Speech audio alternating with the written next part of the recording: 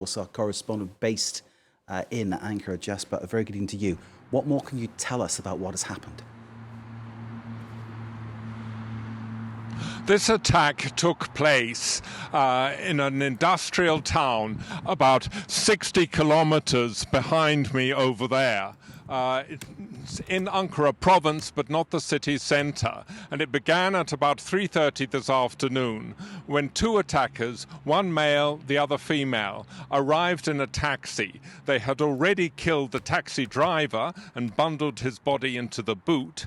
When they got to the gate of this aerospace factory, they opened fire. They went inside the factory, shooting at whoever they saw. There's a military base outside this industrial town. Security forces came very quickly, and it became a big battle. The militants detonated explosives. The workers of the factory took refuge in the basements, and eventually the security forces killed the attackers. Who they are, we still don't know.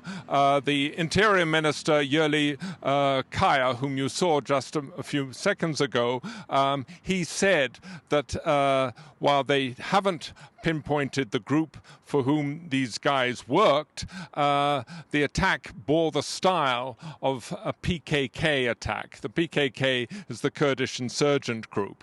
An interesting thing about this attack is that they chose a military-related target. They didn't choose the military base nearby, presumably because they saw that as a much tougher target, and they didn't choose a pedestrian mall, which is where militant attacks tend to happen in Turkey. And Jasper, this happening as the President Recep Tayyip Erdogan is out of the country in Russia at the BRICS summit. Yes, he's gone there because Turkey wants to boost its role in international affairs by getting together with other developing states to stand up to the West. The West has the G7 and it has the European Union. Developing countries have BRICS. Now, President Putin of Russia wants President Recep Tayyip Erdogan to join him in setting up a system of international payments that is an alternative to the dollar-based SWIFT system. Erdogan will support that aim, but it will be hard to achieve. Turkey's main trading partner is the EU, and all the European countries use SWIFT. So it's going to be very difficult for Turkey to turn its back on the established system of international payments.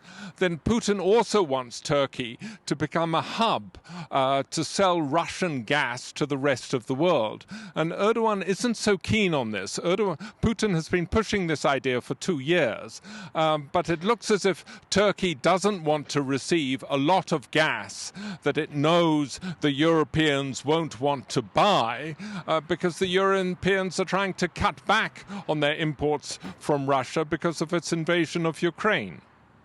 Jasper Mortimer, for now, thank you very much indeed for that update on the situation, of course. We are watching for developments